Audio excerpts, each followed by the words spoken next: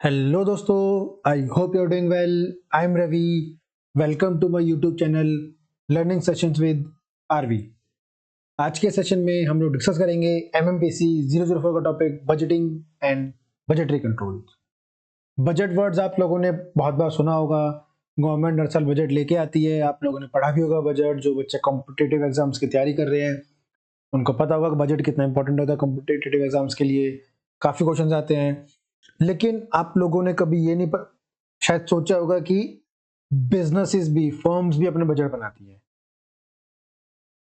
ठीक है, तो बजट क्या होता है, बजटिंग क्या होता है, बजटरी कंट्रोल क्या होता है, तो पहले हम यही पढ़ लेते हैं। ठीक है, यहाँ पे हम पहले पढ़ेंगे बजट के बारे में, फिर पढ़ेंगे बजटिंग के बारे में, और फिर पढ़ेंगे बजटरी कंट्रोल के बारे में।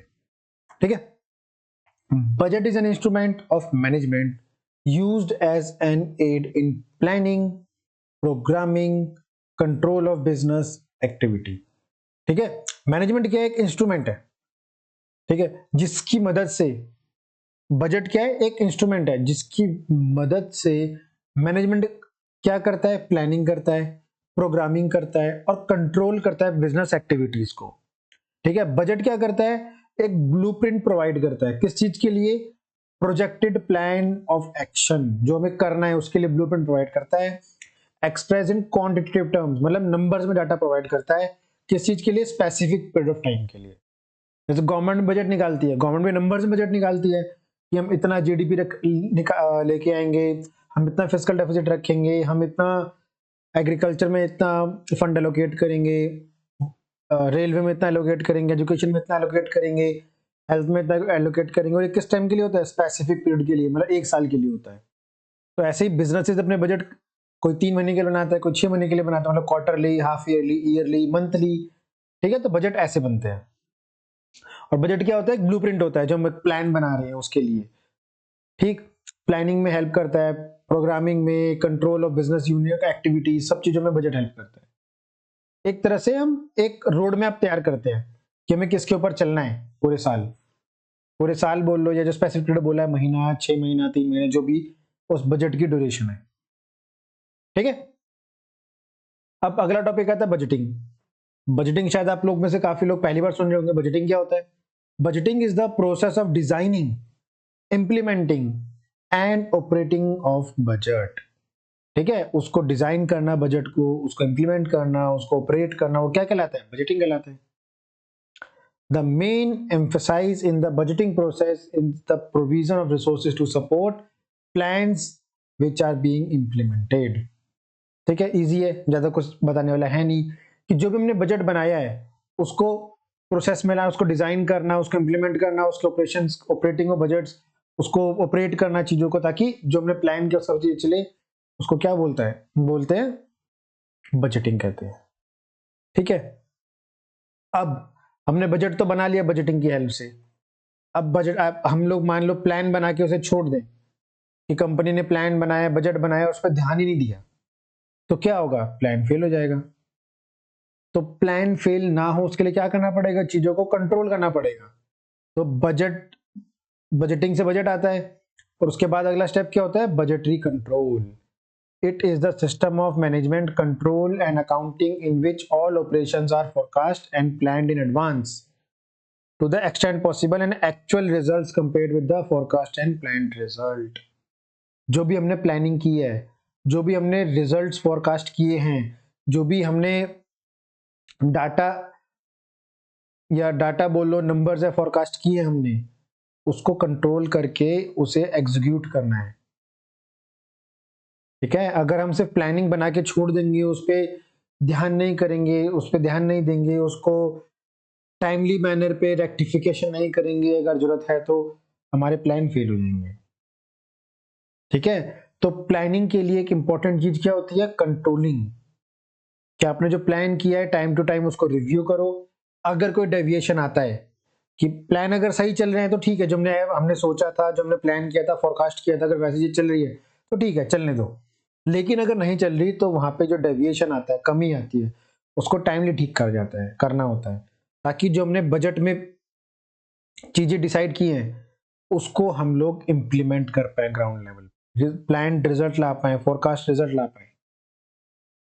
ठीक है, तो वो कैसे होता है? बजटरी कंट्रोल से, जो हमने बजट बनाया उसको टाइम टू टाइम कंट्रोल करने से।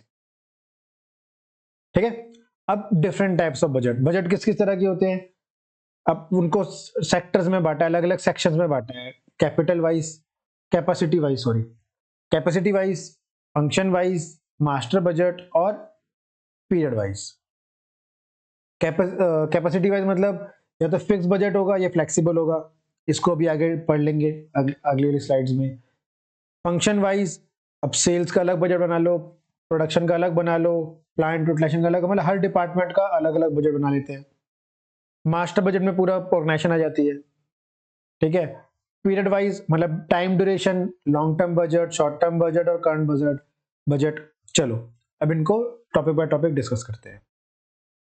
पहला है कैपेसिटी वाइज या फ्लेक्सिबिलिटी वाइज। तो फिक्स बजट क्या होता है? जो एक बार हमने प्लान कर लिया उसके बेसिस पे चलना होता है। Fix budget design to remain unchanged irrespective the level of activity actual attained, तो वो अनचेंज रहता है। ठीक है, a fixed budget shows the expected result responsibility center for the only one activity level। ठीक है, फिक्स बजट क्या रहता है? अनचेंज रहता है, अगर बनाया तो उसी के हिसाब से काम करने हैं। फिर जैसे कि आप गवर्नमेंट बजट भी देख लो, बहुत रेयर चांस होता है कि वो चेंज होता है।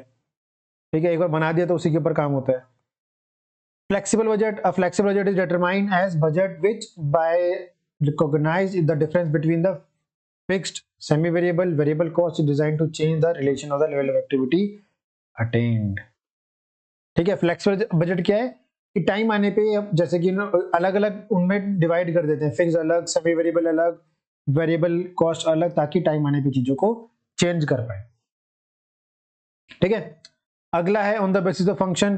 तो यहाँ पे तीन ही फंक्शन लिए जो इंपॉर्टेंट होते हैं, सेल्स, प्रोडक्शन और कैश बजट। ज्यादा कुछ है नहीं, यहाँ पे सेल्स फॉरकास्ट करते हैं बजटिंग की, ताकि हम लोग ईच प्रोडक्ट के बेसिस पे अपनी सेल्स को मैनेज कर पाए। ठीक है, एक टारगेट रख पाए जिसकी वजह से हम उसको टारगेट को अचीव करने के लिए पूरा साल मेहनत कर सके। प्रोडक्शन भी सेम ऐसा है, फोरकास्ट करें प्रोडक्शन कितना होगा, budgeting for an organization period, एक साल में कितना हम प्रोडक्शन करने वाले हैं, ताकि हम लोग आगे के टारगेट्स भी उसके हिसाब से रख सके, सेल्स के और बाकी चीजों के टारगेट्स। कैश बजट में क्या आता है? Cash budget is a detailed budget of cash receipt and cash payment incorporating both revenue and capital wise for the budget period. Revenue और कैपिटल आइटम समझ गए होंगे। रेवेन्यू आइटम जो शॉर्ट टर्म में एक साल के अंदर हम यूज करना है, यूटिलाइज हो जाएगा। कैपिटल आइटम जो लॉन्ग टर्म तक कंपनी के साथ रहने वाली है, ऑपरेशन के साथ रहने वाली है। ठीक है, और बड़ा खर्चा होता है। पीरियड वाइज यहाँ पे ज्यादा कुछ समझाने की जरूरत है नहीं। लॉन्ग टर्म बजट क्या होते हैं? जो 3 से 10 साल के लिए बनाए जाते हैं, मोर देन अ ईयर के लिए बनाए जाते हैं। शॉर्ट टर्म जो जनरली 1 साल और 2 साल के लिए बनाए जाते हैं मॉनेटरी टर्म्स में। ठीक है, जैसे कि शुगर, कॉटन, टेक्सटाइल, ये सब जो होते हैं इंडस्ट्री जो होती है, वो शॉर्ट टर्म बजट यूज करते हैं क्योंकि इनका साइकिल छोटा होता है। ठीक है, करंट बजट होता है कि जनरली मंथ और वीक्स के लिए बनाई जाती है, ये छोटे बजट्स होते हैं। ठीक है, और ये करंट एक्टिविटी की बेस पे बनाए जाते हैं बिजनेस की। Current budget is a budget which created on the establish for the use for a short period time and relevant for the current condition, जो कि छोटे पीरियड के लिए बनाए जाते हैं और सिर्फ करंट कंडीशन के लिए ये यूजफुल होते हैं और उसके लिए बनाए जाते हैं। ठीक है, अगला आता है हमारा performance budget. Performance budget involves evaluation of the performance of an organization in context both specific as well as overall objective of the organization. ठीक है, यहाँ पे हम परफॉर्मेंस के बेस पे बजट क्रिएट करते हैं, जहां पे हम स्पेसिफिक और ओवरऑल ऑब्जेक्टिव दोनों कंपनी के अचीव होने चाहिए। ठीक है, this requires complete clarity about the short term as well as long term organization objectives, जहां पे क्या होता है, एक प्रॉपर क्लैरिटी के साथ शॉर्ट टर्म और लॉन्ग टर्म ऑब्जेक्टिव्स को डिस्कस किया जाता है, उसके हिसाब से बजट बनाया जाता है। ठीक है, responsibilities of various level of management should be pre determined. यहाँ पे जो अलग अलग लेवल ऑफ मैनेजमेंट होते हैं कौन कौन से होते हैं? लोअर लेवल, मिडिल लेवल और टॉप लेवल। ठीक है, ये टेबल आपने ऐसे देखा होगा, ट्रायंगल। ठीक है, यहाँ पे नीचे लोअर लेवल आता है, फिर मिडिल लेवल आता है और टॉप लेवल आता है। तो इसमें क्या किया जाए, रिस्पॉन्सिबिलिटी प्री डिटरमाइंड, मतलब सब में बांटी जाती है, रिस्पॉन्सिबिलिटी एंड अथॉरिटी बांटी जाती है परफॉर्मेंस के हिसाब से, ताकि लोग अपने हिसाब से परफॉर्म कर सकें। ठीक है, performance budgeting requires fixing of responsibility. ये क्या करता है, एक एक को उसकी रिस्पॉन्सिबिलिटी फिक्स करता है। जिस continuous appraisal of this performance, और जो उनकी रिस्पॉन्सिबिलिटी जितना अचीव करते हैं, जो उनको रिस्पॉन्सिबिलिटी दी गई थी, अथॉरिटी दी गई थी, उनको यूज करके जितना चीजें अचीव करते हैं, परफॉर्म करते हैं, उनको उस हिसाब से आगे प्रमोशंस मिलते हैं और इंक्रीमेंट्स मिलते हैं। इसीलिए इसको हम लोग रिस्पॉन्सिबिलिटी अकाउंटिंग भी बोलते हैं। किसको? परफॉर्मेंस बजटिंग को। ताकि यहाँ पे ये लोग क्या करते हैं, रिस्पॉन्सिबिलिटी देते हैं, ठीक है, ईच इंडिविजुअल को, ताकि कंपनी अच्छे से परफॉर्म कर पाए, ग्रो कर पाए। ठीक है, लास्ट टॉपिक है हमारा zero based budgeting. Zero based budgeting star लगा लो, शॉर्ट नोट्स में आ सकता है। ठीक है, गवर्नमेंट ऑर्गेनाइजेशन बहुत यूज करते हैं जीरो बेस्ड बजटिंग को। कैसे यूज करते हो, क्या होता है zero based budgeting? Zero based budgeting, zero based budgeting क्या होता है हमारा? Is an activity based budgeting system where budgets are prepared for each activity. यहाँ पे बजट क्या बनाया रहा है? हर एक्टिविटी के लिए अलग बजट बनाया जा रहा है। कंपनीज नॉर्मली ये सब नहीं कर पाती हैं। कंपनीज क्या कर सकते हैं कि जो बड़े प्रोजेक्ट्स होते हैं उनके लिए जीरो बेस्ड बजटिंग यूज कर सकते हैं, उनके लिए ईच एक्टिविटी के लिए अलग अलग बजट बना सकते हैं। ठीक है, ये फंक्शनल डिपार्टमेंट का पूरे बजट ना बना के ईच एक्टिविटी के हिसाब से अलग अलग बजट्स तैयार करते हैं। तो ये गवर्नमेंट्स के लिए इजी रहता है। ठीक है, गवर्नमेंट कोई नई स्कीम लेके आती है, कुछ लेके आती है, तो उसके लिए जीरो बजटिंग स्कीम निकाल के अलग से उसका बजट तैयार करके अलग से उसको परफॉर्म करने के लिए छोड़ देते हैं। Justification in the form of cost benefits activity is required to be given. The activities are then evaluated and prioritized by the management on the basis of the factor synchronization, organization objectives, availability of fund and regulatory requirements.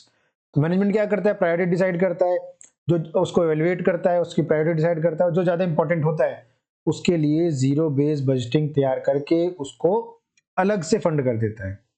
ठीक है, उसके objective define कर दिए जाते हैं, उसको fund define कर दिए जाते हैं और उसकी रेगुलेटरी रिक्वायरमेंट डिफाइन कर दी जाती है ताकि वो अच्छे से परफॉर्म कर पाए।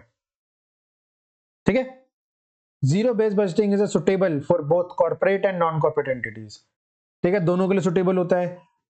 In case non corporate entities like government के लिए तो है, मैंने बता दिया, लोकल बॉडीज के लिए भी है, नॉन प्रॉफिट ऑर्गेनाइजेशन के लिए भी है, एनजीओ के लिए भी है। ठीक है, जैसे कि इन्होंने सोशल प्रोग्राम बताया, जैसे मिड डे मील के लिए गवर्नमेंट ने यूज किया zero based budgeting, installation of street lights, provisioning of drinking water. तो गवर्नमेंट जब ये सब स्कीम्स लाती है तो उनके लिए जीरो बेस्ड बजटिंग स्कीम ले आती है कि वहां पे एक अलग से फंड बना के, अलग से बजट बना के फिर उसके ऊपर काम करते हैं ताकि उसको अच्छे से मैनेज कर पाए, देख सके कि फंड कहाँ जा रहा है, कितना जा रहा है। अगर वो ग्राउंड लेवल पे वर्क हो रहा है, नहीं हो रहा है, तो कॉर्पोरेट भी ये काम कर सकते हैं क्योंकि नया प्रोजेक्ट लेके आ रहे हैं तो उसको जीरो बेस्ड बजटिंग करके अलग से ही उसकी एक्टिविटी बना के अलग से उसको परफॉर्म करने के लिए छोड़ दिया जाए ताकि पता लगा सके कि उस एक पर्टिकुलर प्रोडक्ट से या उस पर्टिकुलर एक्टिविटी से कंपनी को कितना ग्रो, कंपनी को कितना प्रॉफिट हो रहा है, कंपनी कितना रेवेन्यू अर्न कर रही है। ठीक है, तो ये था हमारा budgeting and budgeting control. I hope आपको समझ आया होगा। अगर पेपर में इससे क्वेश्चन आता है तो आप लोग अच्छे से अटेंड कर पाओगे। और अगर वीडियो अच्छा लगा हो तो वीडियो को लाइक कर देना, आगे आने वाले वीडियो को लिए चैनल को सब्सक्राइब कर देना। और अगर आपके दोस्त भी एमबीए कर रहे हैं तो उनको ये वीडियो जरूर शेयर करना। और फिर भी कोई डाउट हो आपको तो नीचे कमेंट सेक्शन में लिख सकते हैं। That's all for today, have a nice day.